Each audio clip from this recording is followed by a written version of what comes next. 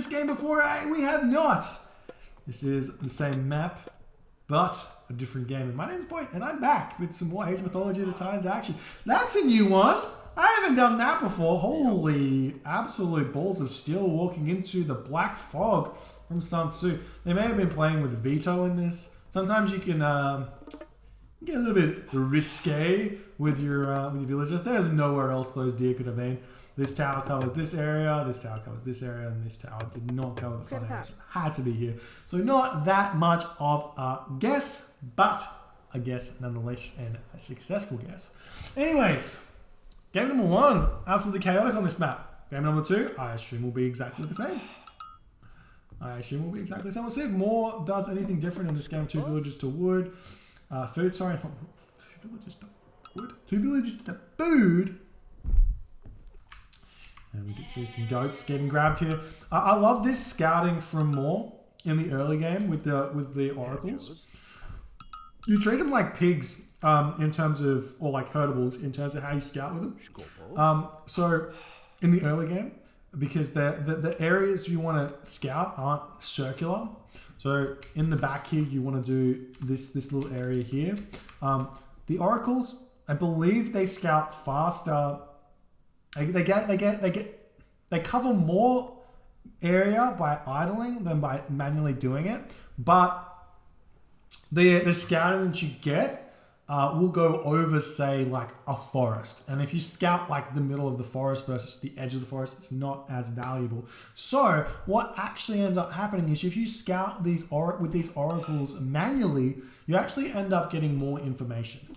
And luckily for SunTzu, he does find this oracle in the top here. Let's just check out SunTzu's scouting pattern. I love the double Ulsark here from SunTzu. This is absolutely key on this map and any map with herdables as a primary source of food, where there's lots of them. So Oasis, Ghost Lake, Frozen Wastes. You want to double Ulfsark on these maps. Scout the outsides of the maps. Grab all of the goat that you can, especially from the opponent. This Ulfsark should be running up this side, this one up this side. Grab everything you can and then work backwards because the scouting from Moore's not good. But we do see that Moore is actually doing that straight to SunTzu as well. So they're both trading here, but obviously SunTzu is going to be a little bit more effective. We will be seeing that this goat's going to hide somewhere. I would definitely try and send that back to my home base here. If I can, trying to pick off a goat there, may get some favor from them or something like that. Very, very good. Very, very good indeed. There's the temple. No crazy shenanigans. Oh, actually, we are maybe seeing a 4-minute advance time here from Moore. This is good. I love the 4 minute. No. Not 4-minute advance time. What? Yes, a 4-minute advance time. I tell a lie. There it is. 4 minutes. 4 minutes on a Z dot. 4 minutes 05. This is a difficult one because you kind of want to be hitting with the oracles here. And this is full of food fight for SunTzu. You can get a lot of value out of this with these oracles. So we'll see if he can spot the hunt. He doesn't know, or he does actually know it's here. That is gigantic. And we'll see the Oracle Scouts start moving around here, especially when it gets to like 4:30-ish. Move around here and start hitting this location. And you can do a lot of damage to the early game of the Loki player, who's still not even advanced yet. 4 minutes and 45 seconds looks like the advance time. Ugh. Okay, guys. Here is what makes... Okay. This is what makes the Norse economy great. This ox cart. The ox cart makes the Norse economy great. But you have to make it right next to them. You got to be consistently doing this through the entire game, just checking your ox carts. Because if you fix them up as the game goes on, you will find that you will have more resources than your opponent 100% of the time. Every time, guaranteed, because your villagers gather the fastest and also have the best efficiency. So, good. Happy days. Well done. There's the military barracks coming up for more. We do see... Wait. He didn't do the oracle. Okay, this is a wasted opportunity here for more. I'm a little bit surprised. Going for the 3-mer Milo Valor instead. It's just so delayed from the oracles. And because SunTzu advanced so late here, Could get so much value out of it, pushing these guys off, or at least delaying any Herso coming out. But now when they pop out, they're going to be just greeted by Herso, and it's not going to be a winnable fight. Unfortunately, that 4-minute advance time here. It's going to be a bit interesting. So we'll see where he goes. Check out the Fog of War here for him. He's no idea that there's units here. Promethean is scouting. This is some bad scouting here from Moore. If you're looking to level up in this game, one of the biggest things you can do in the early game is just find where all of the hunt is, because that's the most attackable region. We do see that Moore does spot it, and there is, misclicks onto the Walrus. They're going to be losing that Promethean. He's going to be able to pick off that Troll very, very fast. Going to be going after the Oxcar there. It is weaker because it is Loki, but it is cheaper. So both of those things are true, and now Moore going to have to retreat a little bit. He can actually fight these. These are not Hall of Thane's Herso, so the Terma do damage while they're running away, which is huge. 4.8 damage onto them, even though they do have the 15% pierce armor. And he just fight. Don't run away. Just fight. You've got so many units here. 4 Murmillo is better than 4 Herso in this stage of the game. But still moving back and forth and doing those things. Another original Promethean coming in now and be attacking. Moore is housed a little bit here, but that is standard as he's pushing off this this hunt position. And SunTzu does get hunt starved. This is perfect now for Moore. Now, he's going to be able to get a pick off here. He's got to pick off a villager or two here. Surely. And we're seeing the Herso running over this location here, but Moore going to be throwing up a mana here. That's going to be totally fine. There's no location to really attack here for SunTzu, but he's going to be looking for it. And we do see the Promethean does get picked off. Nice little attack there from SunTzu to get that one. These villagers need to come back and get onto the berries here, or get husbandry and jump onto those goat. Not going to be able to pick up that villager. It does get that nice garrison there. Really nice micro. And the Herso are going to come onto this location here. Moore playing very good so far, defending that one. Now remember, he doesn't have any economic upgrades, so a little bit sad. Does lose a Murmillo there unnecessarily. Very, very sad for that. We're dead. Murmillo, little moment of silence.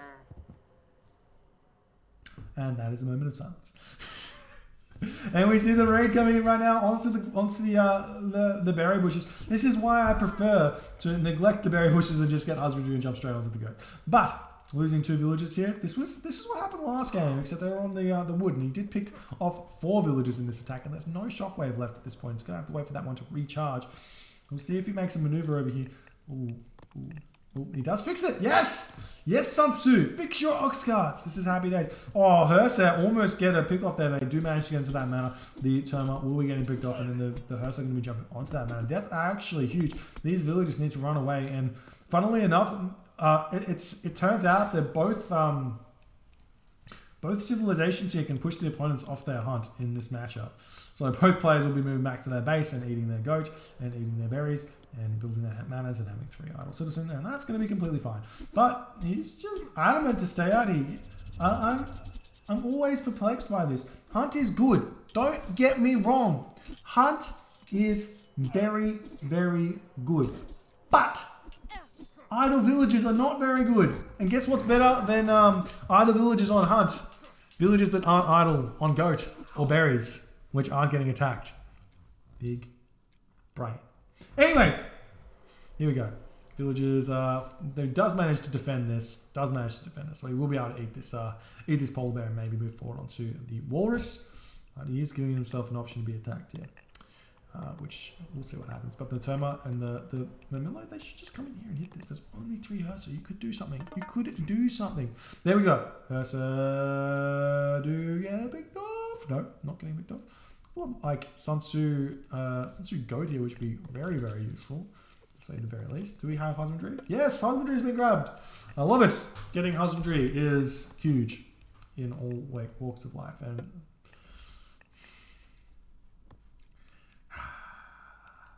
I just hate it because they gather so much faster. Like, look at this. This is 1.64, so plus 10% of this means we're getting an extra 0.16 gather rate, right? Which puts us up to non-hunting dogs hunt, right? Is that right? Did I get that right? Not even sure. Not even sure about my math. My mental arithmetic is not very good. Give me a calculator. That's all I need. I need that. Anyways, point is, Husbandry on herdables gives you a lot more food. It's worth the investment if you have any amount of goat. Anyways, here we go. Here we go. Moore's doing a lot of damage this game.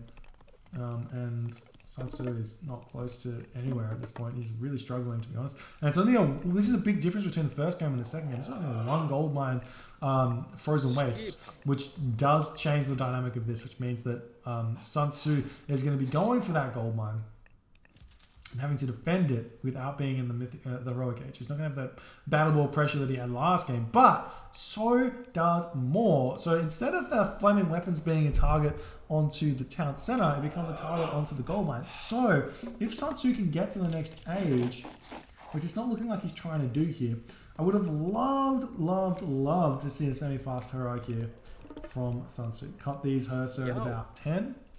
He's got them. Cut them at about 10 and just gather the food and try and age up and try and just and survive underneath these watchtowers. Nice little double raid there from Moore, but does not get anything out of it. We are seeing more. There we go. Moore making up for his mistakes from last game, throwing down 2 military barracks here. Very, very smart. Nice job. Oh, gets a Valkyrie spawn. All the trolls are out. He's got the hammer trolls. This is actually a very interesting adaptation here from SunTzu. He's decided that instead of jumping to the heroic age, he's just going to make a bunch of... Ooh, gets a dwarf kill there. Instead of jumping to the heroic age, he's going to be getting out hammer trolls. And these guys are pretty good if you can keep them alive. They're very slow though. And against the speedy Oranos units that can get jumped on. They can get jumped on. And the dwarves now are going to make their move out. But Moore's got an oracle over here. He sees this one. He doesn't see this one. Does he have another oracle somewhere? No. No oracle. And you do see that the dwarves are going to get pushed back into the base straight away.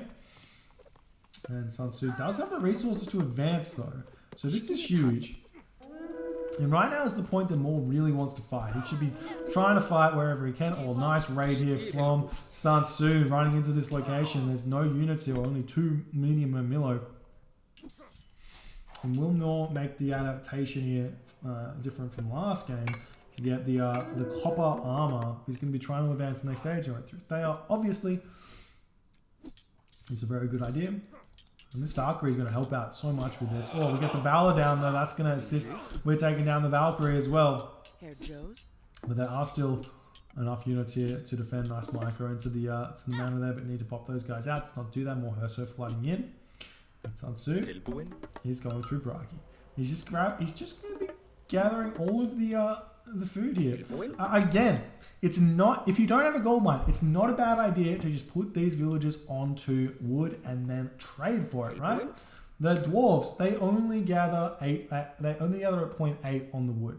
But compare that to the villages, which is 1.08, so it's only like, it's about 28%, or 28, 0.28 slower. But 0.28 slower is still, is it still like faster than the gather rate of food? Yeah, or it's faster than the gather rate of herdables, right? So better to have dwarves on wood than on herdables and trading, right? Right? Than trading food, right? Nice raid here. Both players going for the gold mines. The trolls coming in though. Going to be able to help out quite a bit. The Oxguard does get picked off very, very fast. Bragi has come in. The army from Moore going to be coming in and defending against this. And the trolls, this is actually doing absolute work over here. Moore not having the mental fortitude to make these into heroes just yet. But we do have the hero Mamilo over here going to be trying to pick up battle ball straight away. The dwarves just going to be dumping that gold into the base. A bunch of ox carts getting built by SunTzu. You're building 4 of them and sending them over to this location here. The Herso running away, going to be going onto those walrus right now. Moore is advancing through Thayer himself. It's just going to give himself access to the Stymphalian birds. And now this is absolutely huge. The troll's doing so much damage though. If you didn't know, one of the special abilities is called Wraith, which does heal himself for 25% of the damage dealt. So it's doing 14.4 damage. That means that, I don't know, 4 damage. That's probably wrong. 3 point something. No, 4 damage. Close to 4 damage. close to 3 point something. Damage per hit is coming back there every time they do get hit. And we do see, well, as you can see, these hammer trolls, if they're caught out of position, will just die very, very fast. But they're still kind of holding their own right now. And this fight here is looking like terribly in favor of SunTzu, who's now coming in from the back to deal with these here. And we do see Stymphalian birds coming in as the trolls. They can kind of deal with the Stymphalian birds when they're hit, but they're getting picked off so fast. Flaming weapons does have to get used here, and Moore can kind of fight this here. He's got the army. And the Stymphalian birds can be able to pick off everything else, and this is absolutely huge here for Moore. As SunTzu sitting at 67 population right now. That flaming weapons was supposed to scare away Moore, and Moore just had nothing. Just did not care about it. He's just like, no, I'm going to chill here. And we do see those stones getting thrown at the Stymphalian bird getting very, very low. And we're going to see that Iron Hero gets picked off and everything else. And maybe Moore going to think about grabbing his own second town center. Nice little raid here, but the units are already over. You're going to be losing one of these villages, unfortunately for Moore. Fortunately for SunTzu. And the trading is going to be a little bit in the favor of SunTzu there, but gold starved currently. Wrong button. SunTzu does not have a market. He does not have a market yet, so he can't really trade. We're trying to build out those, still just building hammer trolls right now. He's not deciding to build battle balls at all. And this is looking awfully grim currently for SunTzu, as Moore has got complete control over the map right now. We see the Valkyrie raid is consistently trying to harass. I love it. Now we see the dwarves coming in, getting into the action, but they're going to get picked off very fast. And the hammer trolls doing a lot of damage in the back here, but get those heroes over onto them and they die very quickly. But Moore not doing it, not going after it. We see another raid onto this gold mine. The Valkyrie running away, and this villager here not getting garrisoned, but does get garrisoned in time. Nice micro from Moore. Going after the wood villagers up on the top here, going to be picking them off very, very nicely with those archers here in the back. Heavy Murmillo is out as well, and he also went copper weapons yet again with the Murmillo. So still just not going for that copper mail is. It's super interesting. I wonder if it's a conscious choice. Like, obviously he wants to get the copper weapons because it seems good, but just going to question whether it's better than copper mail. That's all I'm going to say. Not sure. He may be right. He may be right. Anyways, Mountain Giant spawn here was going to be able to pick off that mana there and actually help pick off these units. He got so much damage. Look at that 20 hack damage, 25 crush damage. More damage than a battle ball. And not only that, also has the nice marker there, but also has the special ability to kill dwarves. Buildings, but kill buildings and dwarves. Now the trolls coming in to defend this location yet again. We do see a couple of units over here helping to defend, and not heroizing these is going to make this Mountain Giant do a little bit more than he should. But now SunTzu making a raid over here, and we have the hero Murmillo coming in, going to start slashing away at this troll who is doing next to no damage to him, but we'll be able to pick him off very close. And SunTzu does tap out in this moment after having sat at 42 population to Moore's 108 population with, well, probably with Stymphalian birds coming through at some point. Nope, not making them just yet. Happy to just not. So, GG, well played. 1-1, Moore versus SunTzu. Very, very good game so far. Fortunately for SunTzu, he could not secure that second gold mine here. And I feel like this is a very difficult game for him. I like the attempt with the hammer trolls, but you got to play so much more methodically when you have hammer trolls in your army, especially against something as fast as Oranos. You can't just leave them here, because then if he just heroizes one unit, he will just pick them off. He can surround it, pick them off, and it's really difficult to deal with. And obviously, getting picked off that hunt early was devastating as well. Slowed him down so much. But again, I think I would have liked to have seen more of a semi-fast heroic here from SunTzu, because you hit this gold mine, because your opponent, you know the Oranos player is just going to rush 115 pop. But if you go semi-fast heroic, that's roughly 10 minutes. When roughly the gold mine expires, and you get a flaming weapons attack onto the gold mine, you can pick this off very fast, pick up all of these villagers, and you can have a very huge lead at that point. And then you have all the favor to go into Battleborn and go for those town center raids and things like that. But GG, well played. And we'll move on to game number 3 very, very soon. Thank you all for hanging out with me, having a good time.